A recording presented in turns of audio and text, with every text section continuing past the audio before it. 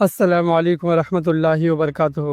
नाज़रीन, आज तक हमने अल्लाह के वलियों की बारगाह की ज़ियारत की और उनके सवाने हयात से मुताल्लिक़ मालूमात हासिल की, लेकिन आज की इस वीडियो में हम अल्लाह के एक मुजद्दिद की बारगाह की ज़ियारत करेंगे और साथ ही आप रहमतुल्लाहि तआला अलैह की बारगाह की मुख्तसर से हिस्ट्री जानेंगे।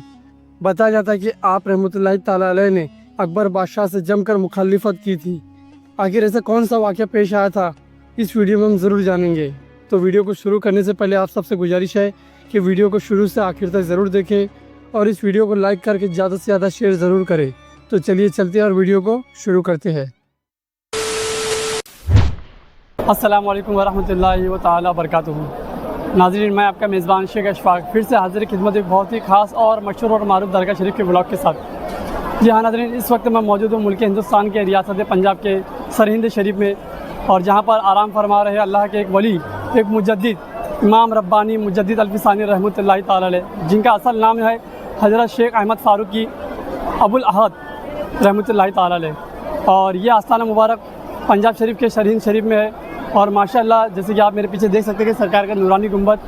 तो इंशाअल्लाह आज हम यहाँ की ज़ियारत करेंगे और यहाँ की जो कुछ भी हिस्ट्री मुझे मिलती है मैं आपको अपने वीडियो के ज़रिए आप तक पहुँचाने की कोशिश करूँगा। और सरहिंद इसलिए कहा जाता है क्योंकि हिंदुस्तान का ये जो है गेट ऑफ इंडिया के नाम से भी मशहूर है। जैसे कि सर जो है सिर को बोलते हैं यानी हेड को, और हिंद जो है भारत, यानी कि ये हिंदुस्तान का जो है ऊपर का हिस्सा है, तो इसलिए उसको गेटवे ऑफ इंडिया भी कहा जाता है।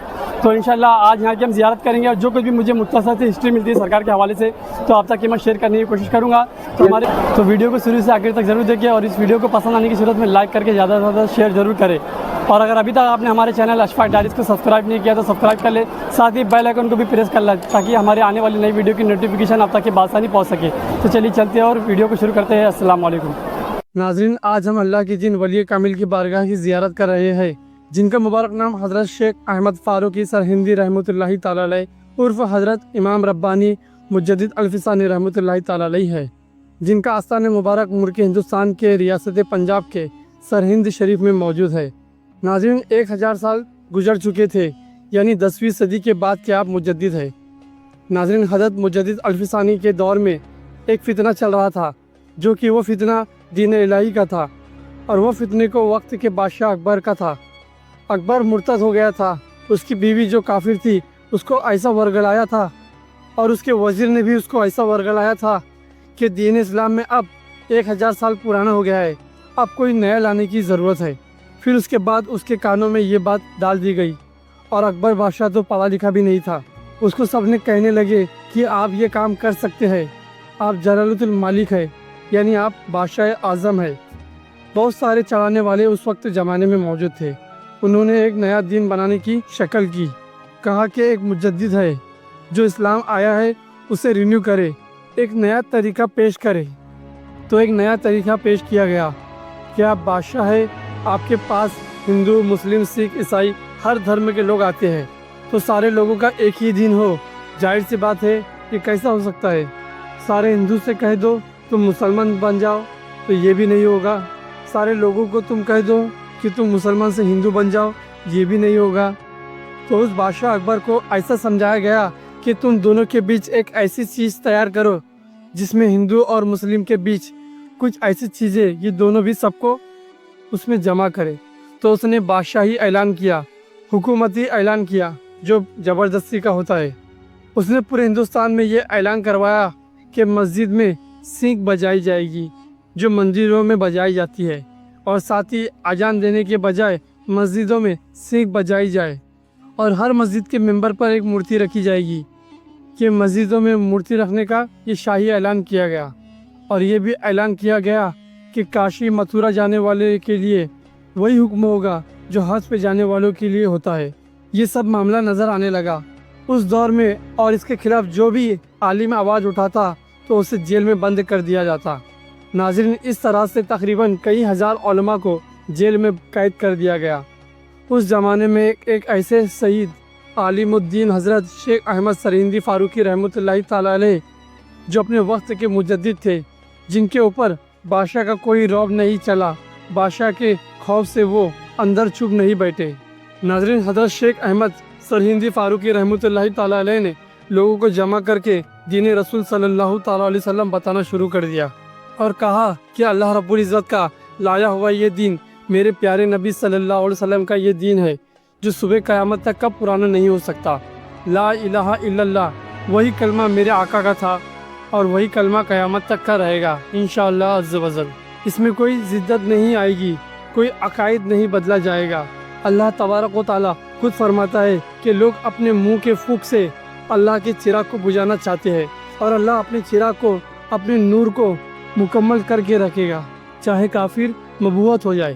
ناظرین، اللہ تبارک و تعالیٰ اس دن کا محافظ ہے، تو جتنے دن بھی لوگ حضرت شیخ احمد سرہندی فاروقی رحمۃ اللہ تعالیٰ علیہ کے ساتھ آتے تھے تو ان سب کو بھی پکڑ کر کے جیل میں قید کر دیا جاتا تھا، یہاں تک کہ حضرت مجدد الفی ثانی رحمۃ اللہ تعالیٰ علیہ کو بھی پکڑ کر جیل میں قید کر لیا گیا، اور آپ رحمۃ اللہ تعالیٰ علیہ کو اتنے کوہنے مارے گئے کہ آپ گش کھا کر گر گئے اور آپ کو جیل میں بند کر کے کئی سالوں تک رکھا گیا۔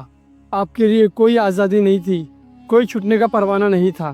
اکبر بادشاہ کی یہ گمراہی پھیلتی رہی اور بادشاہ اپنے زمانے میں جتنی کوشش کرنا تھا کیا، اور وہ آخر میں اس کا انتقال ہو گیا۔ پھر اس کے بعد بادشاہ اکبر کا بیٹا جہانگیر بادشاہ کی سلطنت آئی، تو بادشاہ جہانگیر کو یہ اطلاع کیا گیا کہ بادشاہ اکبر کے زمانے میں ایک ایسا عالم کو قید کیا گیا تھا، لیکن اب وہ جیل میں مجدد تمام قیدیوں کو بھی عالم بنا دیا ہے۔ سبحان اللہ، اب سارے لوگ عالم بن گئے ہیں اور سارے لوگ رات کو تہجد کی نماز بھی بڑے ہی پابندی کے ساتھ پڑھتے ہیں۔ جیل مسجد بن چکی ہے، بعض جماعت 5 وقت کی نماز بھی ہوتی ہے مسجد کے اندر، 5 وقت کی اذان بھی جیل کے اندر ہو رہی ہے، 5 وقت کی نماز بھی جیل کے اندر بعض جماعت ہو رہی ہے۔ مجدد الفی ثانی امام ہوتے ہیں اور 700 لوگ مقتدی ہوتے ہیں۔ باہر سے لوگ جتنے مسجدوں میں نہیں آتے اس سے کئی زیادہ لوگ جیل کے اندر نماز پڑھتے ہیں۔ جہانگیر بادشاہ کو جب یہ خبر دی گئی تو بادشاہ نے حضرت مجدد الفی ثانی رحمۃ اللہ تعالیٰ علیہ کو اپنے دربار میں بلوایا، تو آپ رحمۃ اللہ تعالیٰ علیہ اس کے دربار میں تشریف لاتے ہیں، لیکن بادشاہ کے دربار میں داخل ہونے کے لیے دربار کے راستے کی چوکھٹ اتنی چھوٹی ہوتی ہے کہ ہر کسی کو سر جھکا کر جانا پڑتا تھا، کوئی کھڑا ہو کر داخل نہیں ہو سکتا تھا اور اندر جاتے ہی اسے سجدہ کرنا ہوتا تھا۔ لیکن جب حضرت مجدد الفی ثانی رحمۃ اللہ تعالیٰ علیہ تشریف لائے تو انہوں نے کہا کہ میں جیل میں خوش ہوں، تم بتائیے مجھے کس مقصد سے یہاں بلوایا گیا ہے؟ اور آپ نے بھی یہی کہا کہ اگر بادشاہ نے بلایا ہے تو میں ضرور آؤں گا ملنے کے لیے، لیکن اس کے آگے سجدہ نہیں کروں گا، میں صرف اور صرف اللہ تبارک و تعالیٰ کے آگے سجدہ کروں گا۔ تو بادشاہ نے کہا کہ ٹھیک ہے، انہیں سجدے سے آزادی دی جاتی ہے۔ تو جب حضرت مجدد الفی ثانی رحمۃ اللہ تعالیٰ علیہ اندر تشریف لائے تو انہوں نے پہلا اپنا قدم چوکھٹ کے اندر رکھا اور پھر سر ہلکا سا جھکا کر اندر گئے، تو بادشاہ بھی حیران ہو گئے کہ یہ 7 سال سے بھی زیادہ جیل میں رہنے کے بعد بھی یہ عالم بدلا نہیں، تو ان میں کچھ ایسی بات ہوگی۔ پھر وہ بادشاہ نے بھی حضرت مجدد الفی ثانی رحمۃ اللہ تعالیٰ علیہ کی باتوں سے متاثر ہوا اور ان کو آزاد کر دیا، اور پھر بادشاہ نے اپنے ساتھ ہی ساتھ اپنے سلطنت میں حضرت مجدد الفی ثانی کو شامل کر لیا۔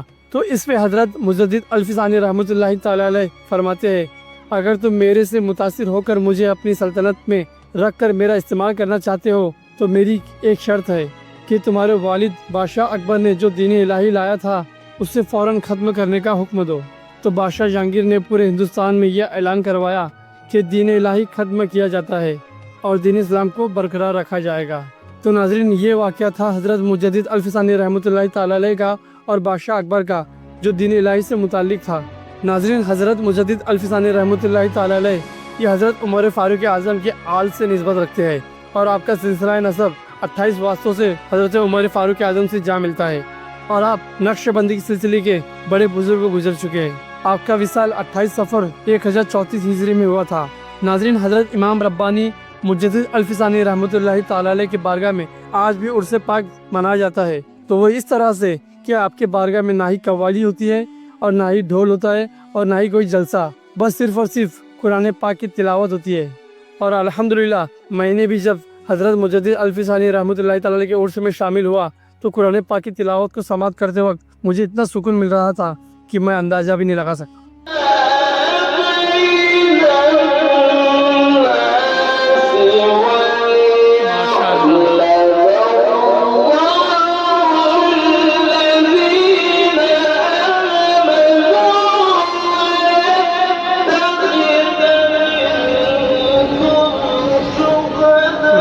तिलावत सुनने के लिए 5 तोते भी आकर बैठ गए और सबके चेहरे जो है रोज़े मुबारक के तरह हैं। और इस बारगाह में मैं ही क्या, कुछ और परिंदे भी जो कि तोते कुरान पाक की तिलावत को समाअत करने आए हुए थे। माशाल्लाह ये मंज़र काफ़ी बेहतरीन था, आप देख सकते हैं। नाज़रीन, अगर आपको इस दरगाह शरीफ पर तशरीफ़ लाना है तो आप उर्स के मौके पर एक मरतबा ज़रूर तशरीफ़ लाएँ। और यहाँ पर इस दरगाह के सहन में ही आब ज़मज़म का पानी भी रखा गया है, जो कि लोग अपने अपने घरों को लेकर के भी जाते हैं और यहाँ पर खड़े होकर पानी पीते हैं। आइए अल्लाह रब्बुल इज़्ज़त की बारगाह में दुआ करते हैं, अल्लाह हमारी तमाम नई जायज़ दुआओं को, मन्नत व मुरादों को, आरज़ू तमन्नाओं को हज़रत मुजद्दिद अल्फ़ रहमतुल्लाहि तआला अलैहि के वसीले से अपनी बारगाह में कबूल करे और हम सबको दीन इस्लाम से वाबस्ता रहने की तौफ़ीक अता करे। और जो बीमार है उनको मुकम्मल तौर पर शिफा कामिला आजिला नसीब करे। जो परेशान हाल है उन सब की परेशानियों को दूर करे। अल्लाह हम सब की तमाम नेक जायज़ दुआओं को अपनी बारगाह में कबूल मकबूल फरमाए। आमीन सुम आमीन। तो माशाल्लाह नाज़रीन, ये थी कुछ मालूमात जो मैंने आप तक के शेयर किया। उम्मीद करता हूँ कि आपको ये वीडियो काफ़ी पसंद आया होगा। तो इस वीडियो को अभी लाइक करके ज़्यादा से ज़्यादा शेयर ज़रूर करें और हमारे यूट्यूब चैनल अशफाक डायरीज़ को ज़रूर सब्सक्राइब करें और साथ ही हमारे इंस्टाग्राम फेसबुक पर भी हमें फॉलो करें। तो चलिए चलते हैं, मिलते हैं इसी तरह के इंफॉर्मेटिव एंड नॉलेजेबल वीडियो के साथ। तब तक के अल्लाह हाफिज़।